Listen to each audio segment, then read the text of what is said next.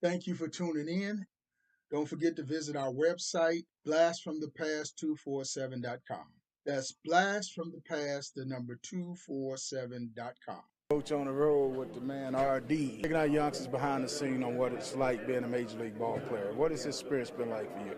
Well, I mean, right now, I have 9 years in the major leagues, and at the beginning, it's tough. It's a grind. It's you have to do things that others are not willing to do. You have to make sacrifices that most of the minor league guys that are very talented are not willing to make.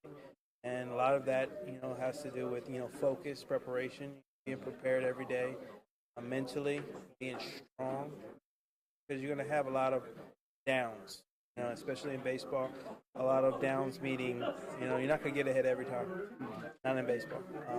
So the success rate is going to be, you get 3 out of 10 hits, you're great in baseball, and so you got to take that into consideration,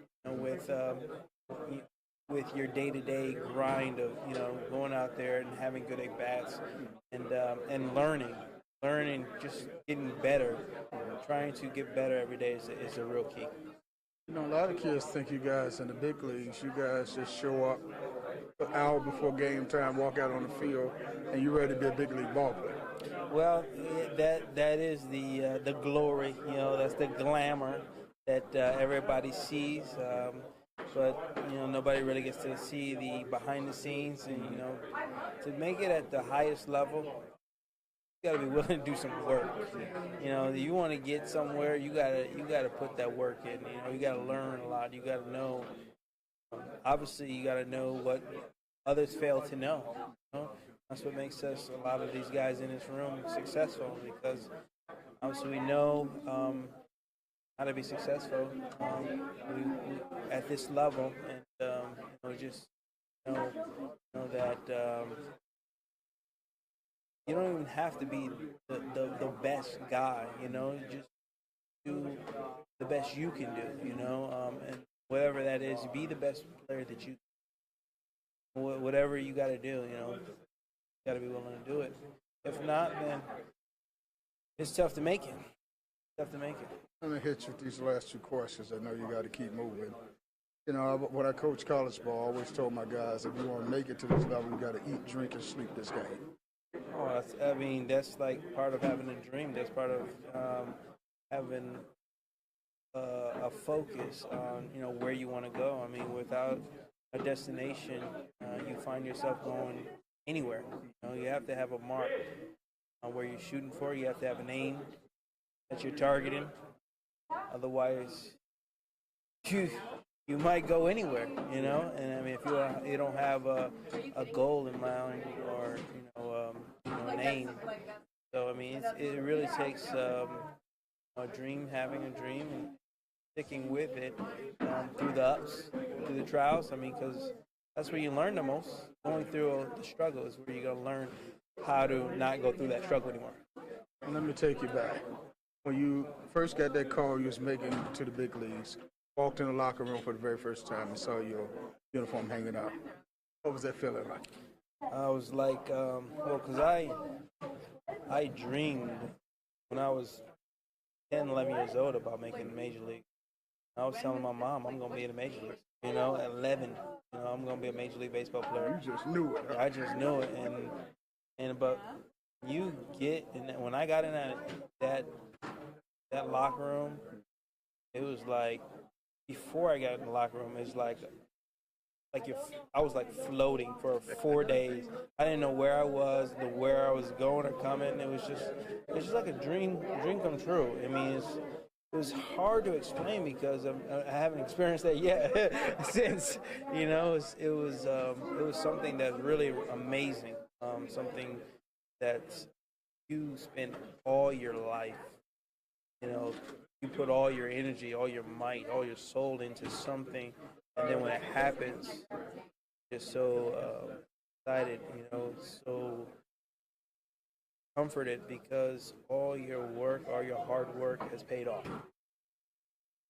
I see the crew leaving, so I got to let you get out. Yeah. Coach, take you behind the scenes with the man, RD. All right, appreciate it. Sir. Thanks a lot. Oh.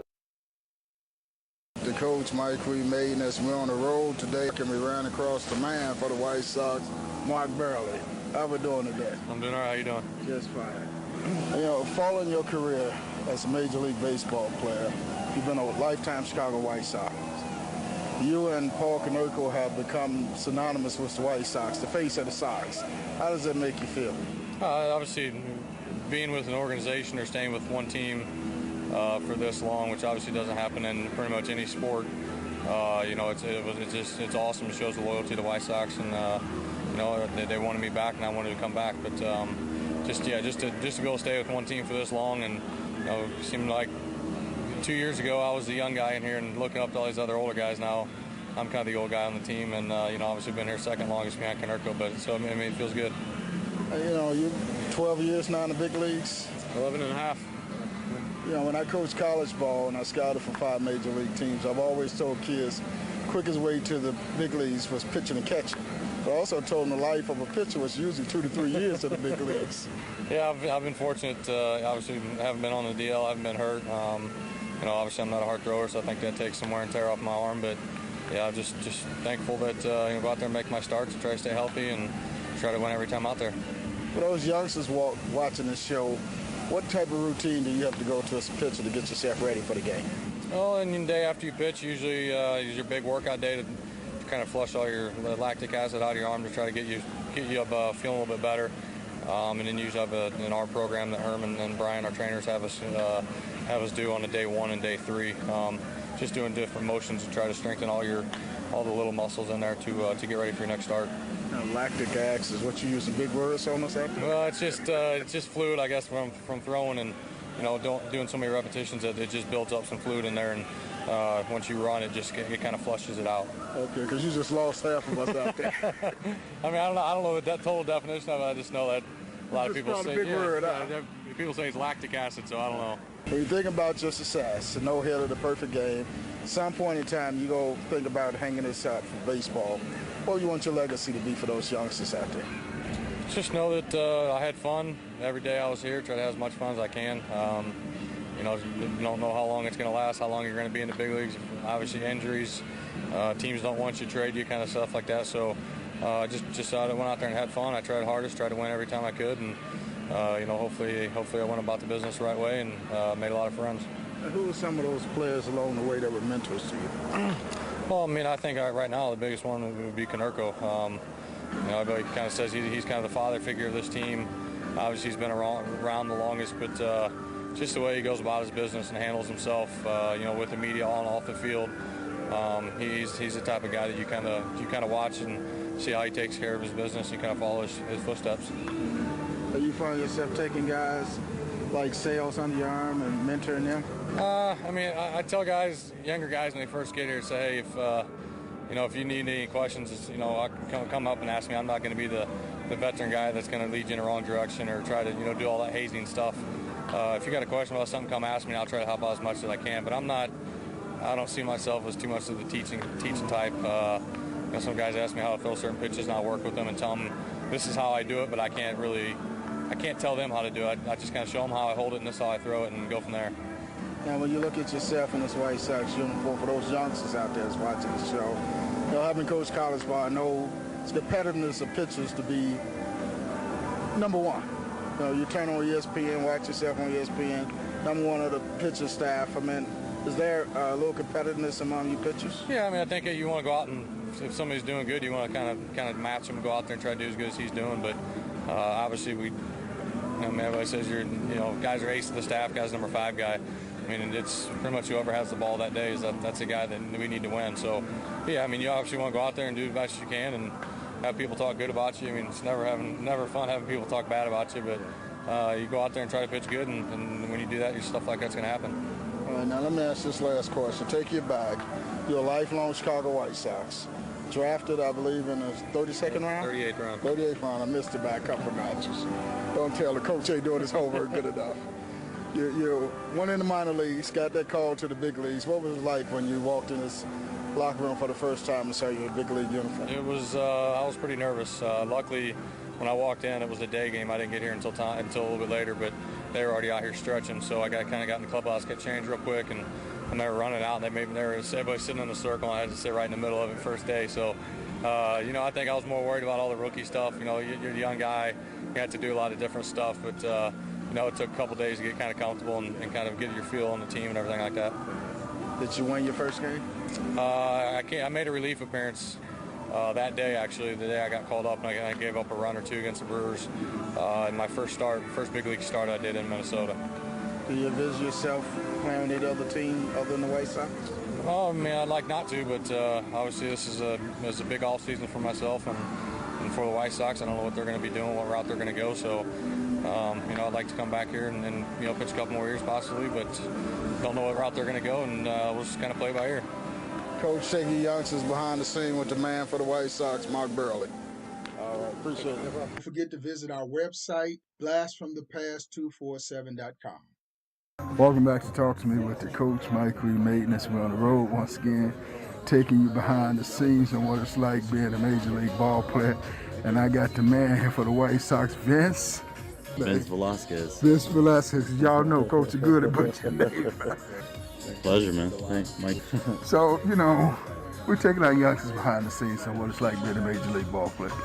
What's this experience been like for you? I think it's been a roller coaster for me, to be honest with you. A lot of expectations hasn't really been exceeded, but it's been fun. A constant grind, and I think that's something that a lot of kids should definitely look forward to when it comes to any kind of profession in their life, that it's going to be a constant grind from day in, day out. Just as much as a normal person would grind from a 9-to-5 job, we're no different. It's just, we just have a different occupation, a different job, a different title. But I think the mindset is very important, and something you should always hold on to when it comes to accomplishing any kind of goals or any future that you want to pursue in life. So it's been, for me personally, like I said, it's been a roller coaster because, there's been a lot of adversity, a lot of injuries. I think it's anything you throw at me, I don't think I haven't encountered. So I say it's a roller coaster because there's a lot of ups and downs and a lot of twirls, and as much as you want to give up and throw in the towel, you can't. You gotta stay on your feet, and you might be dizzy a little bit, but you gotta still keep walking that line. Love that. Every kid's dream of playing the big leagues, but they think you guys just get drafted or sign a contract, and the next day you here in the big leagues. Yeah, it's crazy because nowadays kids I think they're compatible with the environment, within a clubhouse, and it somewhat motivates them to kind of step up their game, which is the vibe you want from all aspects, in a player. But I think you got to be ready at any given cost, because anything could really happen. Obviously in COVID, when we had COVID in 2019, 2020, well, that time period. Kids were obviously, 1 year in, 2 years in, they were getting called up at that time. So the opportunity could be put in front of you if you really want it and if you deserve it. Lonnie has probably 1 year, Sheets has a year, so, or sometime, however many years they have. But that just comes to show the opportunities that could actually be displayed for you. It's just a matter of the kid that really wants it and really goes out and grabs it. So let's take you back. When you was youngster playing baseball in high school, what was high school ball like for you? High school ball was like playing baseball in the backyard, like backyard baseball, where I could legitimately move myself in any position. I was a versatile player, so I wasn't really one-sided. I played outfield, with my left hand my junior year, all year, because I had bone spurs in my right elbow. But again, that was the funness in the game. That's what actually brought out a lot of fun, and still the kid in me nowadays. What I'm saying, in a sense of I had that much fun. I had I had that ability to go out and pretty much just play in position that I wanted, just to define exactly what my greatest attributes were. But it just seemed like I love being on the diamond in general, and that's what kind of made me happy, and enjoy the game even more so. But see, when I was coaching a player like you, we say you was the man. You did it all. Hey, listen, man, I'm a humble guy, man. I'm one of those guys. But where you was the man, though, right? I was a little bit. I'm not gonna lie. Walking around school, it was pretty fun. But I was in a rough neighborhood and kind of grew up from one, and I learned how to kind of just stay within my lines, and just learn how to be an idol somehow, some way. But at the same time, I kind of was a man on the diamond when it came to that purpose. So when you walk down the highway, every girl made sure they waved at you. And when I was in the streets, man, a lot of kids didn't really want to play with me because I was always competitive. And I think that's one thing too. Is like you gotta maintain that competitive nature, no matter what you got. Because challenges are gonna be thrown at you left and right. And it's just a matter of you kind of stepping up to the plate and really performing. So what was your challenges at the high school, getting to play baseball past high school? What challenges did you face? I think a lot of the challenges in high school were,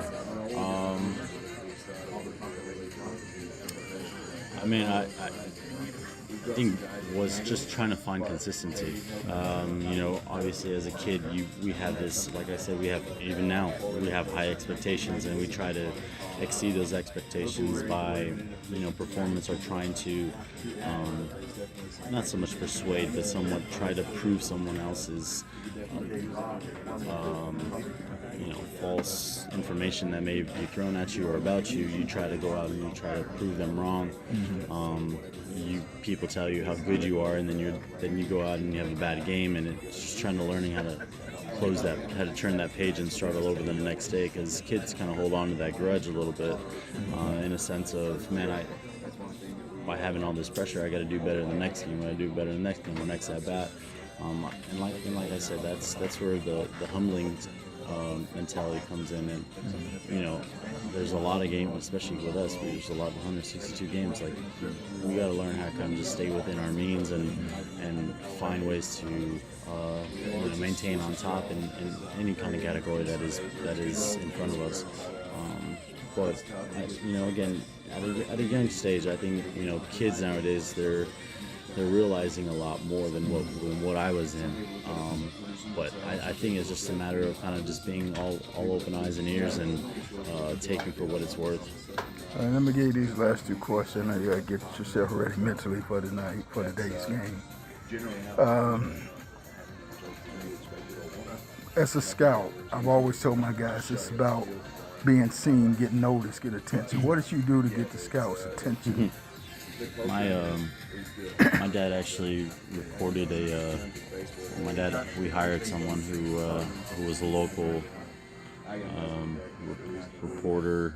He actually was a reporter, but he actually recorded a video of me, like a home video. Kind of went to a couple games, kind of did some other fun activities, and we kind of collaborated all of that stuff that I do on a normal basis, and pretty much put it on a CD to kind of have a little clip of like who I am and what I'm about, and then we kind of sent it out to colleges and went from there. My freshman year, what also helped was my freshman year I was with my high school coach. His name was Muncie Estrada. He was coaching for about 30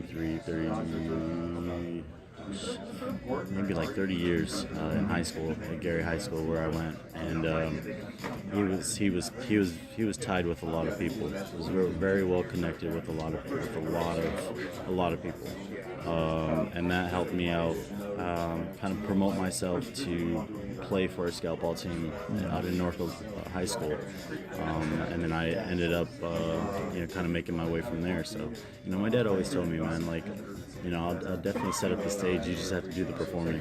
And my dad helped me out there. My coach helped me out there. So I think there's just a lot of resources out there that you just got to go out and find. But it's there for the taking. It's just a matter of you really wanting to do it. So Dad helped you market yourself. So I know all the home games, Dad get a skybox. All the home games, yeah. So he's so now he can be at every game. He's definitely him and Mom are gonna try to be at every game. Yeah, so we'll go from there. All right, last question here. Every kid dream of playing in the big leagues.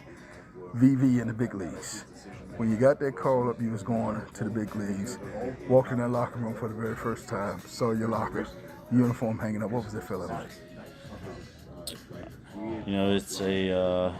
It's still a memory that kind of hits me. I've always dreamt of being a baseball player and, pulling that jersey down and seeing your last name, and then you're just admiring it, for 3 minutes, and you're just looking at it like, man. My dad always mentioned too, it's a name on the front and it's the last name on the back. So who you're representing on the front and the last name, you're representing your family and where you come from. It's a pleasure putting on that. It was a pleasure putting that jersey on the first day, and it still is now. And I don't think there's anything better, putting on an actual uniform and representing an organization and showing your full potential and your talents in front of thousands of fans and hearing them chanting your name. Did you cry? Yeah, my mom. Did you cry? Come on. I didn't cry. No, I didn't cry. No, I had a big smile on my face. Like I said, I'm very humble. My mom. I get my emotions from my mom. My mom is very straightforward. She'll cry once in a while, but my mom knows how to hold it and not show any emotion, and that's where I kind of get it a little bit. But my dad is probably the emotional type. Oh, so Pop's cry. I will tell her when I see him. You show him back to early cry. You gotta understand. Like, my dad is a hard-working man. He worked 4 jobs, and at one point, and he got on our tails a little bit, man. And I think if it wasn't for him, we probably wouldn't be where we're at now. I think it's what kept us all in line back in the day. Exactly. And it's that work ethic that's embedded in all of us as a family. But I don't think there's one father out there nowadays that isn't really pushing their sons to fulfill exactly what they really want. Coach on the road with the man VV. Appreciate it, Mike. Appreciate it. Thanks, Rob. Coach Mike Maitness, we're taking you behind the scenes once again. Major League Baseball, and we got the man here, Marcus Semien. How we doing? I'm good. Well, welcome back home. Thank you. Well, I got to ask the obvious question. Every kid dream of playing in the big leagues. You worked hard in trying to get that break in the big leagues and took a different uniform, but you got that chance to be a everyday Major League player. How does that feel? Oh, you're exactly right. I mean, a lot of the hard work I put in started here in Chicago. Trade went down and sent me to Oakland. I just continued on working hard and earning a spot. Happened in spring training. I earned the shortstop job, and I've been here doing it, trying to get better at it every day. And you're a West Coast boy, so you're back on that West Coast now. I am. I'm born and raised in the Bay Area, in the East Bay, so it's been amazing to play in the ballpark I grew up going to. It's a very rare experience for a Major League Baseball player to play, 81 home games in his hometown, so it's very special. You got a taste, or you over here, what it was like being in the big leagues. But I mean, when you get out on that field every day, I mean, it got to be a big difference in just platooning.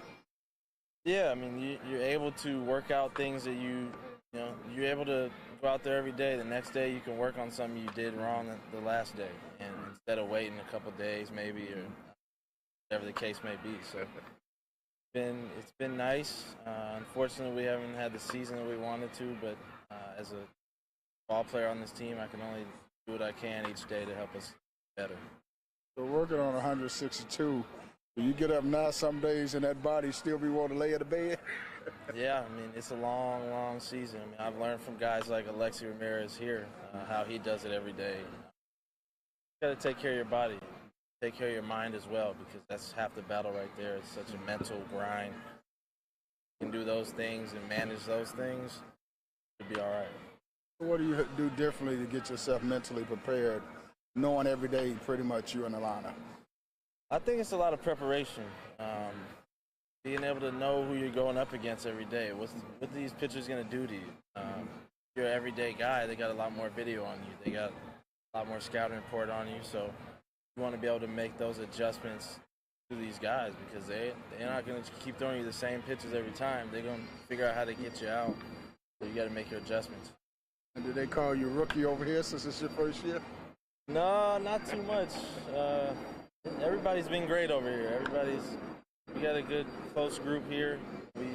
We all get along pretty well, so we just want to continue to finish strong here in September and build on next year. I mean, what will off season entail for you as far as preparation for next year's season?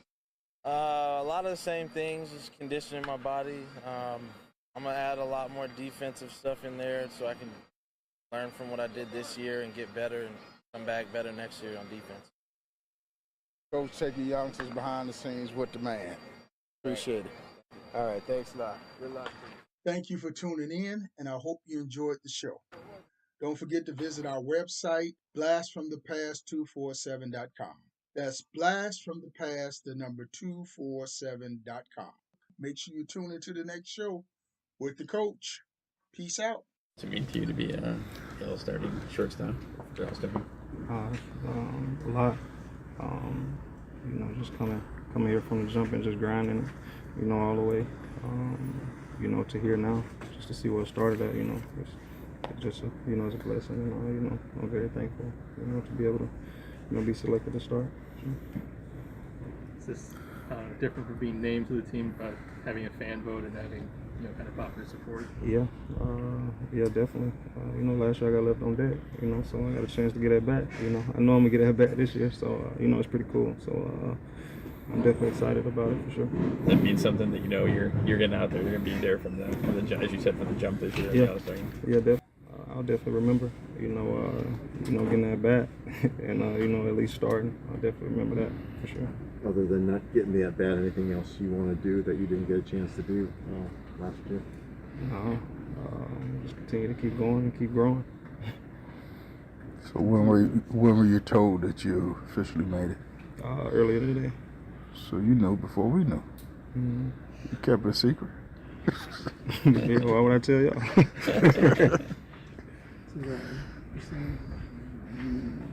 What do you get to see that type of support from the fans, not only in the side, but yeah, means a lot, for, people to, be paying attention and, root for me and, vote for me. So, I feel to be thankful, for them making it happen.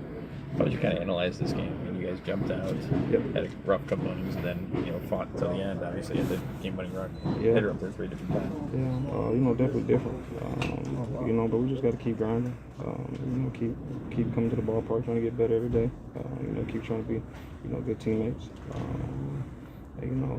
Just keep working hard, and hopefully that, bring wins. And we understand we're in a tough stretch, but it's part of the game. So we just got to keep grinding it out and keep working. Does it surprise you? I think you guys were 71 and 40 at home the last 2 years, and it just hasn't played out that way this year. Does it surprise you? No, just different. Get too much into it, but we got to keep rolling. Just keep rolling. So what do you say to those that just say this team is underachieving? Nothing.